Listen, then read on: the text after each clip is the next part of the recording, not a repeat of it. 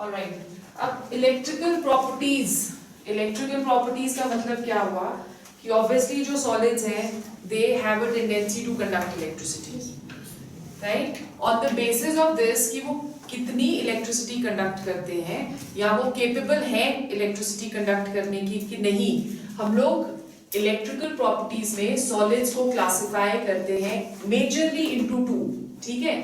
First जो है जिसे हम बुलाते हैं कंडक्टर्स, राइट, कंडक्टर्स वो हुए जो कि इलेक्ट्रिसिटी कंडक्ट कर सकते हैं, और सेकंड जो है जिसे हम बुलाते हैं इंसुलेटर्स। इंसुलेटर्स वो हुए जो इलेक्ट्रिसिटी कंडक्ट नहीं कर सकते, राइट। अब इंसुलेटर्स को हम कंडक्टर्स के बीच में ला सकते हैं, मतलब कि इंसुलेटर्स को हम कन्वर्ट कर सकते हैं इनटू कंडक्टर्स, पर वो कंडक्टर्स जितनी उनकी कंडक्टिविटी नहीं होती पर फिर भी उसमें कैपेबिलिटी जो है उसको हम इंट्रोड्यूस कर देते हैं ताकि वो इलेक्ट्रिसिटी कंडक्ट कर सके, ठीक है। तो उसे हम क्या बुलाते हैं, they are known as semiconductors. तो मतलब ये हुआ कि इंसुलेटर्स से हम सेमीकंडक्टर्स बना सकते हैं, मतलब इंसुलेटर्स की कंडक्टिविटी पावर को हम इंक्रीज कर सकते हैं। जब हम कंडक्टर्स को डिफाइन कर रहे हैं तो हम बोल रहे हैं conductors they are anything which have a conductivity of 10 raised to power 4 to 10 raised to power 7 ohms पर ओम होगा कि ohms होगा, पर ओम पर मीटर। रेजिस्टेंस की जो यूनिट होती है वो ओम होती है, कंडक्टेंस जो है वो रेसिप्रोकल होता है रेजिस्टेंस का, इसलिए उसकी यूनिट क्या हो जाएगी, पर ओम पर मीटर, ठीक है। सो इतनी ज्यादा 10 raised to power 4 से लेके 10 raised to power 7 तक उसकी कंडक्टिविटी पावर होती है। अब कंडक्टर्स को हम फर्दर क्लासिफाई करते हैं into two, one which is known as metallic conductors। metallic conductors वो कंडक्टर्स हैं जो इलेक्ट्रिसिटी कंडक्ट करते हैं विदाउट undergoing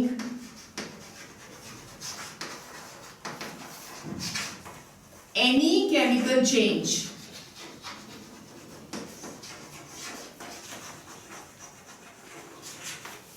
ठीक है, सो अगर कोई भी एक solid without undergoing any chemical change electricity conduct करता है उसको हम मेटालिक कंडक्टर बुलाते हैं, ठीक है। सो मेटल्स में हम बोल सकते हैं मेटालिक कंडक्टर्स में electricity is conducted by movement of electrons, right. अब मेटल्स भी सॉलिड स्टेट में कर सकते हैं कंडक्ट इलेक्ट्रिसिटी कि नहीं कर सकते, कर सकते हैं, मेटल्स कर सकते हैं, हाँ, बट सॉल्ट्स नहीं कर सकते हैं। तो मेटल्स में जैसे आप कॉपर ले लो तो कॉपर की वायर्स होती हैं, एल्यूमिनियम की वायर्स होती हैं, they can easily conduct electricity, ठीक है। So they conduct electricity by way of electrons. Thirdly जो इनकी कंडक्टिविटी होती है that decreases with increase in temperature. जैसे जैसे टेम्परेचर इंक्रीज होगा मेटल्स की कंडक्टिविटी जो है वो डिक्रीज होती रहती है। Second type of conductors which we have, they are known as electrolytic conductors.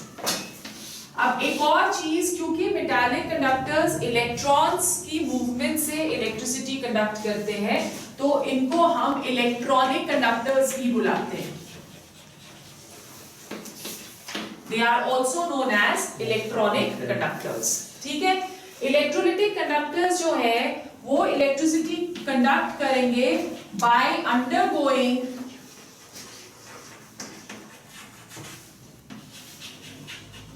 chemical change, by undergoing a chemical change they will first dissociate into ions, और वो जो आयंस हैं वो हेल्प करते हैं इलेक्ट्रिसिटी कंडक्ट करने में, ठीक है। So electrolytic conduct electricity by movement of ions, okay, and also they do not conduct electricity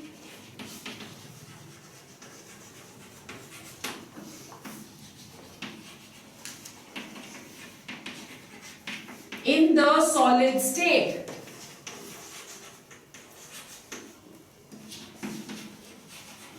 Right? They will not conduct electricity in the solid state. वो सिर्फ या तो molten state में electricity conduct करेंगे या फिर aqueous state में electricity conduct करेंगे. ठीक है?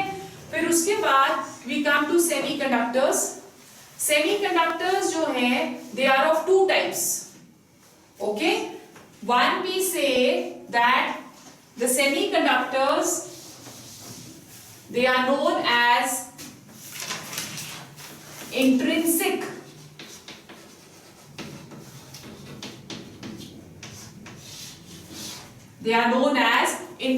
semiconductors. इनका मतलब क्या होता है कि कुछ चेंजेस जो है वो उस आप कह सकते हो इंसुलेटर के अंदर ही हो रही है, बाहर से हम इस पे कोई भी impurity इंट्रोड्यूस नहीं करते. तो in means certain changes are taking place in the substance itself, as a result of which they start conducting electricity. Intrinsic semiconductors में group 14 के 2 elements जैसे for example silicon हो गया और germanium हो गया, वो बहुत अच्छे intrinsic semiconductors हैं. तो process इसमें क्या रहता है, अगर suppose हम ये silicon का एक crystal ले रहे हैं, silicon क्योंकि group 14 को belong करता है, therefore this is what tetravalent in nature. ठीक है, this is tetravalent in nature. अब जब हम temperature increase करेंगे तो it so happens कि जो इनके बीच के bonds हैं वो break कर जाएंगे. ठीक है, so हमने बोला कि suppose ये वाला bond break कर गया, अगर ये bond break करेगा तो electrons release होंगे ना, और यहाँ पे vacancy create हो जाएगी. उस vacancy को हम क्या बुलाते हैं, positive hole. ठीक है, so electrons जो है वो बॉन्ड से बॉन्ड ट्रांसफर होंगे. एक बॉन्ड से यहां से जो इलेक्ट्रॉन रिलीज हुआ वो इस बॉन्ड की तरफ को चला गया, ये वाला इलेक्ट्रॉन फिर आगे इस बॉन्ड की तरफ को जा सकता है. तो it will keep on shifting, क्योंकि इलेक्ट्रॉन्स मूव करने लग गए हैं तो क्या होगा, electricity will be conducted. Okay, so आप इसमें नोट क्या डालोगे, नोट्स आपको मिलेंगे after the completion of the chapter. Otherwise आपको अगर आ गया कि व्हाट इज इंट्रिंसिक सेमीकंडक्टर, तो क्या लिखेंगे उसमें कि in intrinsic semiconductors there is no impurity introduced from outside, they conduct electricity due to, you want to write it down, लिखो फिर. intrinsic semiconductors conduct electricity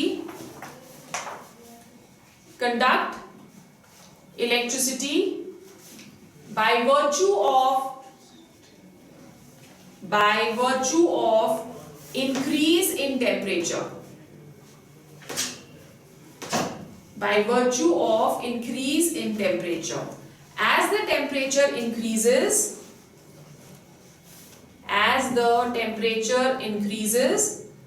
the bonds break, thereby releasing electrons,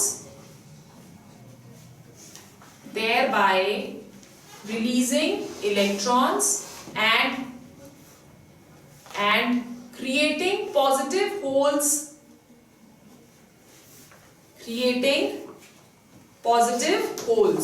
Now the crystal conducts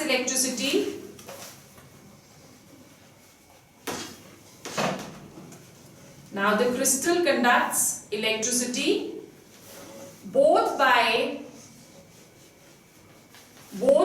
movement of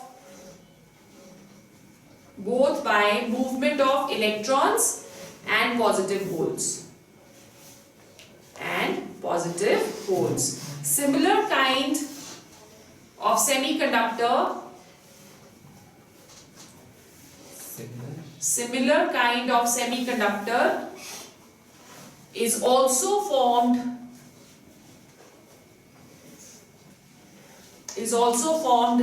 by germanium. ठीक है, second type of semiconductors जो होते हैं यहाँ पे, उनको हम बुलाते हैं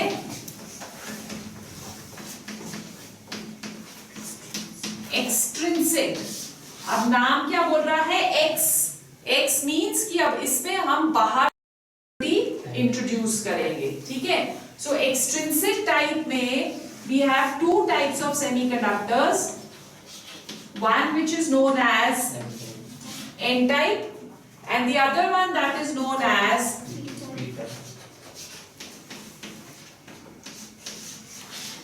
P type.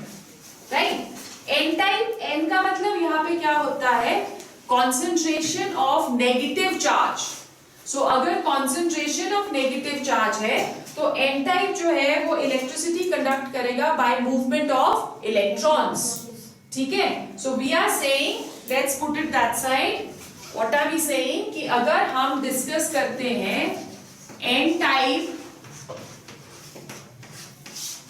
तो N सिग्निफाई कर रहा है concentration of negative charge. N type they conduct electricity by movement of electrons. Right, तो जनरली हम लोग एन टाइप सेमीकंडक्टर बनाने के लिए जो इंप्योरिटी इंट्रोड्यूस करते हैं दैट इज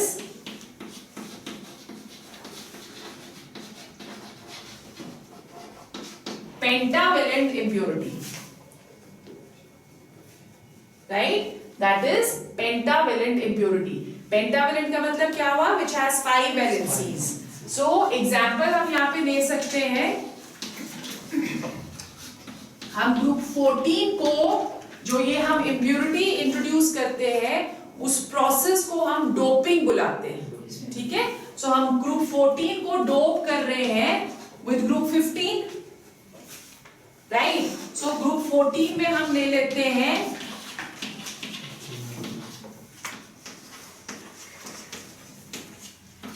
यूरेनियम. ठीक है, यूरेनियम जो है that is tetravalent in nature. आप देख रहे हो कि each uranium that is covalently bonded to 4 other. So इसका मतलब ये क्या हो गया? It is tetravalent. Pentavalent impurity के लिए हम लोग ग्रुप 15 का डालेंगे. Group 15 is nitrogen family. So nitrogen, phosphorus, arsenic. So let's introduce arsenic over here. अब arsenic pentavalent है, 5 इलेक्ट्रॉन्स हैं उसके पास. arsenic suppose इसकी जगह ले लेता है. जो 4 इलेक्ट्रॉन्स है वो चारों इलेक्ट्रॉन्स ने तो बॉन्ड्स बना दिए, एक इलेक्ट्रॉन फ्री हो जाएगा. सो वो जो इलेक्ट्रॉन यहाँ पे फ्री हुआ है वो इलेक्ट्रॉन हेल्प करता है इलेक्ट्रिसिटी कंडक्ट करने के लिए. ठीक है, सो ग्रुप 14 को आपको इसमें से क्वेश्चंस आते हैं what are N type semiconductors. So उसमें आप लिखोगे कि N type semiconductors are those which conduct electricity by movement of electrons.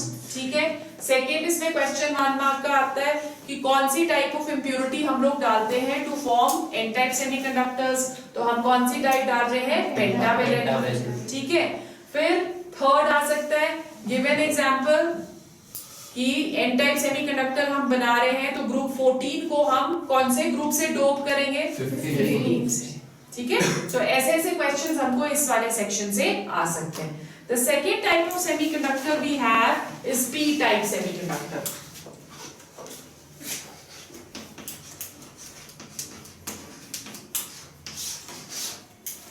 P type semiconductor. P type semiconductor, P जो यहाँ पे signify कर रहा है that is concentration of positive charge. So they are going to conduct electricity by movement of holes. Holes are क्या होते हैं? Holes they are vacancies created by movement of electrons. अगर electrons अपनी जगह से हट जाते हैं तो पीछे जो वैकेंसी क्रिएट करते हैं उसको हम पॉजिटिव होल बुलाते हैं. ठीक है। सो मूवमेंट ऑफ होल्स की वजह से ये होता है, तो इसमें जो इम्प्योरिटी हम डालेंगे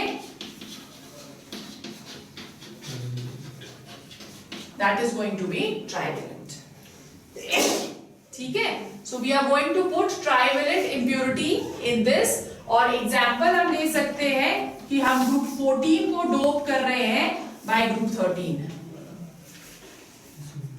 राइट। ग्रुप 13 हो गया बोरोन फैमिली, सो बोरोन, एल्यूमिनियम, गैलियम, इंडियम, सो हम इंडियम के साथ डोप करते हैं, राइट। सो हम again we are taking germanium in a similar manner,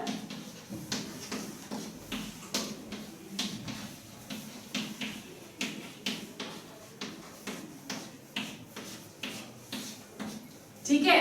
अब यहां पे जब इंडियम इधर आ गया सपोज, तो उसने 3 बॉन्ड्स बना दिए, राइट।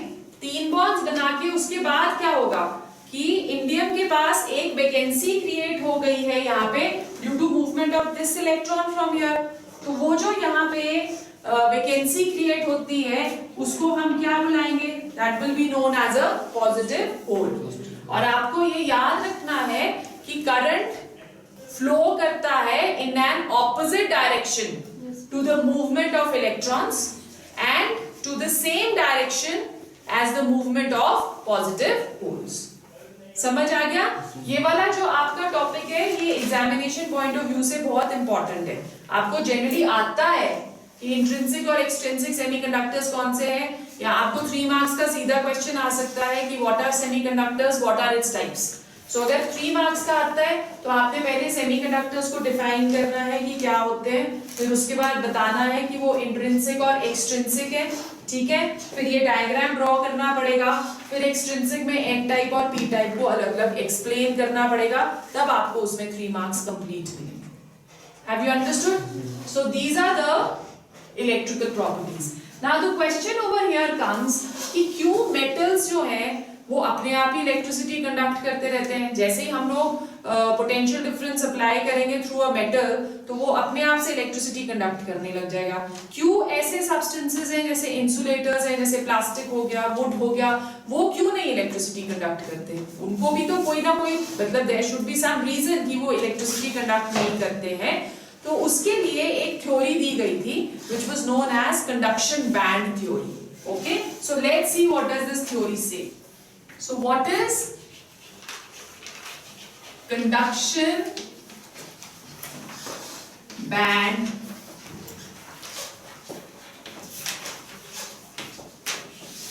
theory? आपने +1 में ये करा है कि कोई भी अगर एटम होता है तो उसके पास वैलेंस शेल होते हैं। वैलेंस शेल कौन से हुए? Outermost shell in which the electrons are present, ठीक है। वैलेंस इलेक्ट्रॉन्स भी होंगे। अब एक अगर हम कोई भी मेटल लें, जैसे फॉर एग्जांपल हम ले लेते हैं लिथियम। अगर हमने लिथियम मेटल लिया है तो लिथियम मेटल के पास एक एटम तो नहीं हो सकता ना, उसके पास मिलियंस ऑफ एटम्स हैं। तो अगर मिलियंस ऑफ एटम्स होंगे तो मिलियंस ऑफ वैलेंस शेल्स भी होंगे, राइट। तो वो जो मिलियंस ऑफ वैलेंस शेल्स हैं वो बैंड्स बना देते हैं, राइट। बैंड्स क्या हुए? रीजन्स। तो उसने बैंड्स बना लिए। अब होगा क्या कि जो वैलेंस शेल वाला इलेक्ट्रॉन है वो बहुत नॉटी है, बहुत फितरती है। जैसे ही उसको थोड़ी सी भी एनर्जी मिलेगी वो जंप करेगा, ठीक है। तो वो अपने आप को डिसलोकेट करता है। तो जैसे ही लिथियम में थोड़ी सी भी एनर्जी हमने दी, टेम्परेचर थोड़ा सा भी इंक्रीज किया, पोटेंशियल डिफरेंस थोड़ा सा भी अगर हम अप्लाई करते हैं, तो वो जो इलेक्ट्रॉन है वो वैलेंस शेल से कंडक्शन शेल की तरफ या कंडक्शन बैंड की तरफ ट्रांसफर हो जाता है।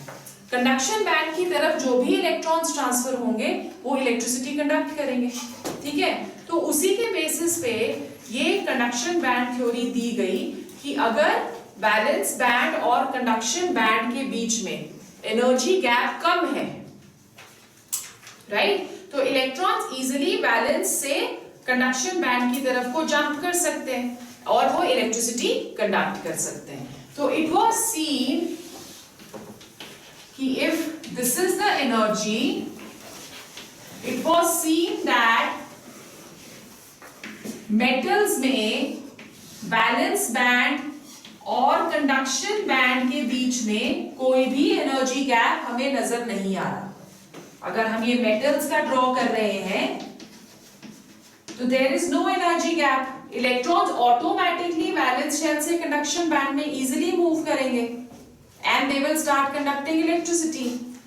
ठीक है, now what is going to happen over here is कि अगर हमने टेम्परेचर इंक्रीज करा, अगर टेम्परेचर इंक्रीज करा तो एक्साइटमेंट इतनी ज्यादा हो इलेक्ट्रॉन्स के अंदर कि उनका मन करता है कि कंडक्शन बैंड से बाहर जाके भी देखेंगे क्या है, तो वो क्या करेंगे, कंडक्शन बैंड से भी बाहर हो लेंगे। देयरफॉर टेम्परेचर इंक्रीज होगा तो कंडक्टिविटी को क्या होगा, that is going to decrease. So metallic conductors के लिए as there is no energy gap between the valence and the conduction band, electrons can easily jump, and on increase in temperature they may also leave the conduction band, thereby conductivity decreasing on increase in temperature। ठीक है, फिर हम अगर semiconductors में आ जाए तो semiconductors में there is an energy gap between the valence band and the conduction band। ठीक है, एक एनर्जी गैप आ गया। अब ऑब्वियसली क्या होगा कि हमको वैलेंस बैंड वाले इलेक्ट्रॉन्स को पुश करना पड़ेगा कि भैया चले जाओ आगे। जैसे हम स्टूडेंट्स जो वीक होते हैं उनको हम बार बार धक्का मारते हैं ना कि पढ़ लो पढ़ लो पढ़ लो, तब कहीं जाके उनके मार्क्स थोड़े बहुत पहुंच जाते हैं वहां तक पास होने लायक। ठीक है, सो यहाँ से ही हमको वैलेंस बैंड में से इलेक्ट्रॉन्स को पुश करना पड़ता है, उनको एनर्जी देनी पड़ती है। इसीलिए सेमीकंडक्टर्स की जो कंडक्टिविटी है वो इंक्रीज करती है with increase in temperature. Temperature increase करेंगे, इन इलेक्ट्रॉन्स के पास एनर्जी ज्यादा होगी, only then they can jump. इधर ये वाला जो आपको पोर्शन बीच में नजर आ रहा है, इसमें कोई भी इलेक्ट्रॉन नहीं रह सकता because this is the forbidden zone, right. ये जो एनर्जी गैप है इसको हम बुलाते हैं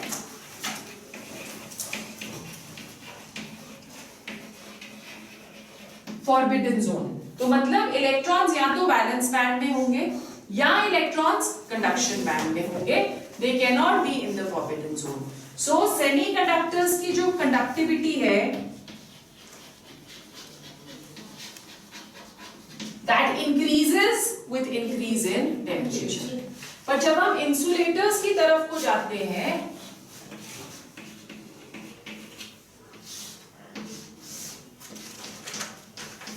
इंसुलेटर्स में जब हम जाएंगे तो फॉरबिडन जोन आप देख रहे हो कि बहुत ही बड़ा है, the energy gap is very large.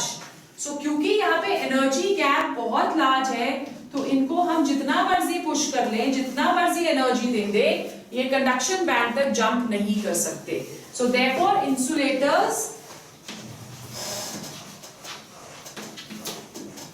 do not conduct electricity even at higher temperatures.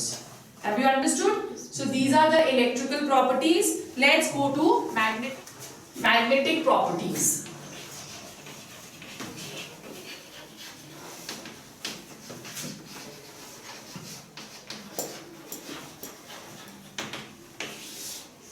Magnetic properties का मतलब क्या हुआ कि अगर हम एक किसी भी क्रिस्टल को एक मैग्नेटिक फील्ड में रखते हैं तो वो कैसे बिहेव करेगा, वो उसकी मैग्नेटिक प्रॉपर्टी है।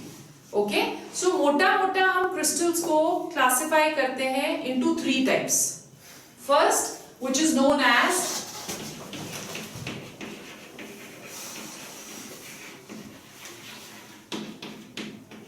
डायमैग्नेटिक। डायमैग्नेटिक क्रिस्टल्स कौन से हैं? Those crystals which are weakly repelled by the magnetic field। जैसे ही हम डायमैग्नेटिक क्रिस्टल को रखते हैं इन द मैग्नेटिक फील्ड तो मैग्नेटिक फील्ड उसको पुश करती है, उसको रिपेल करती है। ठीक है, व्हाई दिस हैपेंस? क्योंकि डायमैग्नेटिक में हम बोलते हैं all the electrons are paired.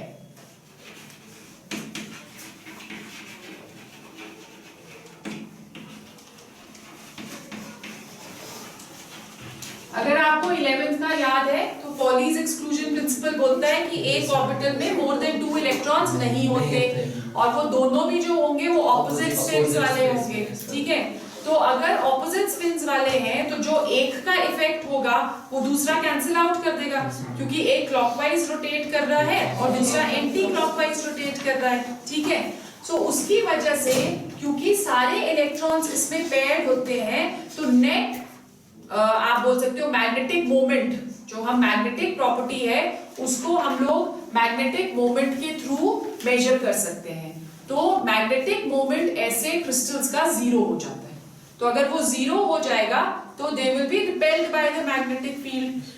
आप एक ट्रिक याद रख सकते हो इसमें कि जितने भी क्रिस्टल्स जिनके पास इवन नंबर ऑफ इलेक्ट्रॉन्स होते हैं वो मोस्टली डायमैग्नेटिक होते हैं। जैसे फॉर एग्जांपल अगर हम लोग ले लें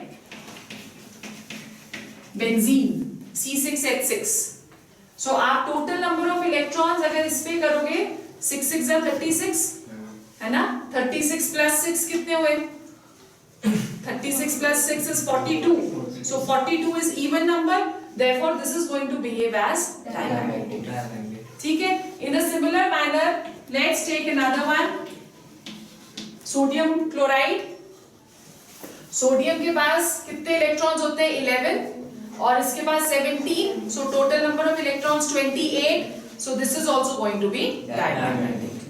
Have you understood? Second जो है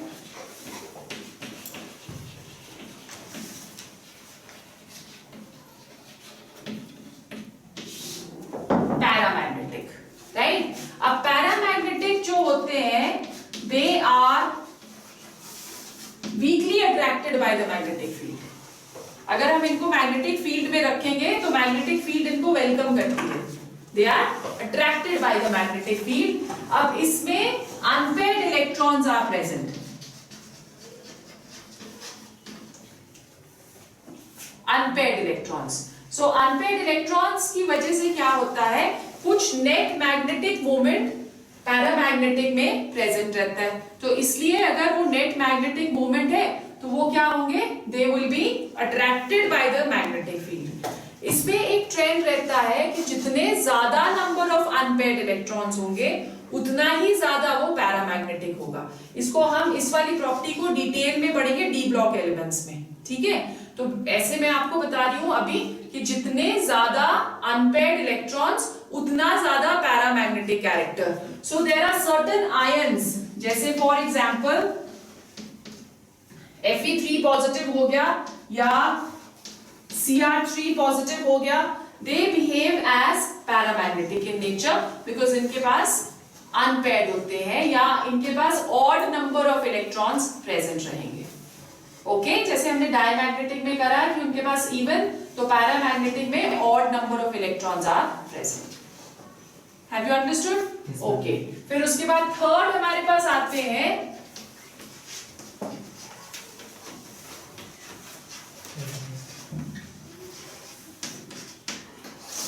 ferromagnetic. Ferromagnetic are permanent magnets. इनको मैग्नेटिक फील्ड बस एक बारी दे दी, फिर उसके बाद अगर हम मैग्नेटिक फील्ड रिमूव भी कर लेंगे तब भी ये मैग्नेट्स की तरह ही बिहेव करेंगे। जैसे एक जो सबसे कॉमन एग्जांपल है हमारे पास iron, right? So iron that is going to behave as ferromagnetic. तो ये तो हमने क्रिस्टल्स के बेसिस पे क्लासिफाई कर दिया।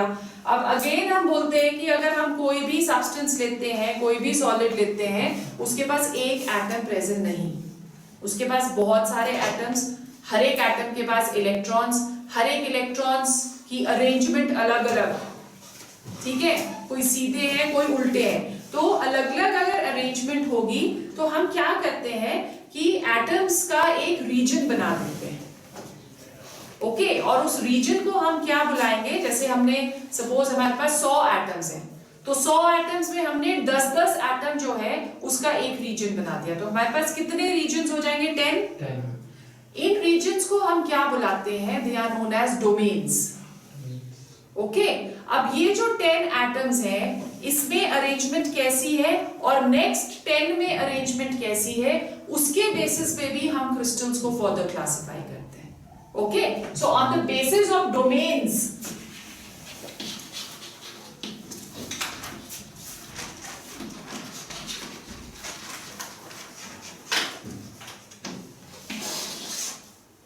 On the basis of domains, we classify the crystals into, again, ferromagnetic. In ferromagnetic, all the domains are arranged in parallel direction. यहाँ पे एक एरो एक डोमेन को रिप्रेजेंट कर रहा है. So सारे आप देख रहे हो arrows, they are in the same direction, in the parallel direction. Therefore, they have a net magnetic moment.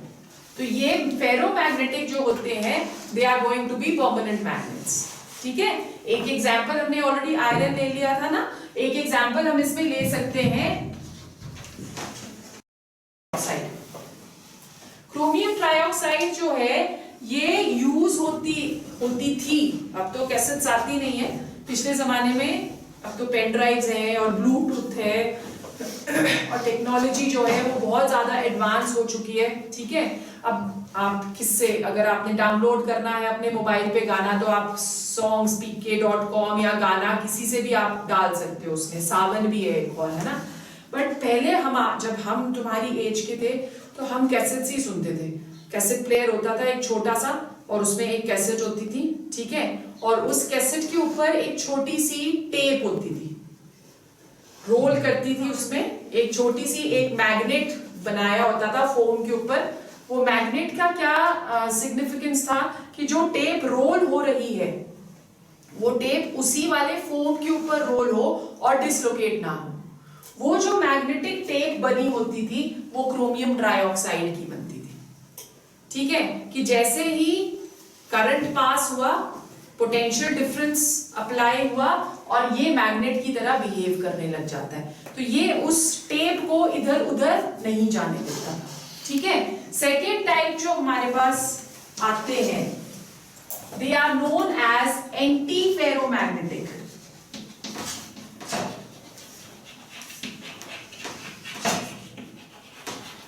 Anti ferromagnetic are non magnets. चाहे मैग्नेटिक फील्ड है चाहे मैग्नेटिक फील्ड नहीं है, ये मैग्नेट्स की तरह बिहेव ही नहीं करते. क्यों?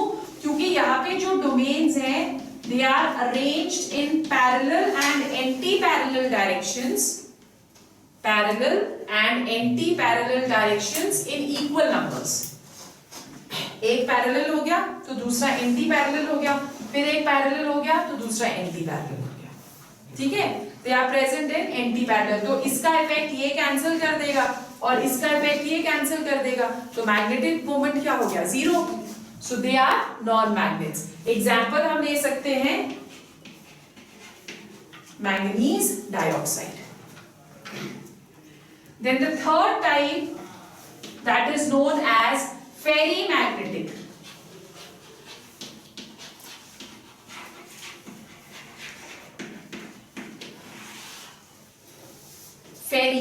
फेरीमैग्नेटिक में डोमेन्स पैरेलल और एंटी पैरेलल डायरेक्शंस में होते हैं बट इन अनइक्वल नंबर्स. जैसे फॉर एग्जांपल अगर दो पैरेलल है तो एक एंटी पैरेलल हो गया, फिर अगर दो पैरेलल है तो एक एंटी पैरेलल हो गया. ठीक है. तो इसकी वजह से इसके पास एक नेट मैग्नेटिक मोमेंट रहता है. तो ये in presence of magnetic field behave करेंगे as magnets and in absence of magnetic field they will behave as non magnets. ठीक है. कि अगर मैग्नेटिक फील्ड है तो मैग्नेट्स है, अगर मैग्नेटिक फील्ड नहीं है तो नॉन मैग्नेट्स है. An example which we can take over here is Fe3O4. Okay. अब ये जो फेरो या फेरी है या एंटी फेरो है, इसको हम पैरामैग्नेटिक में कन्वर्ट कर सकते हैं.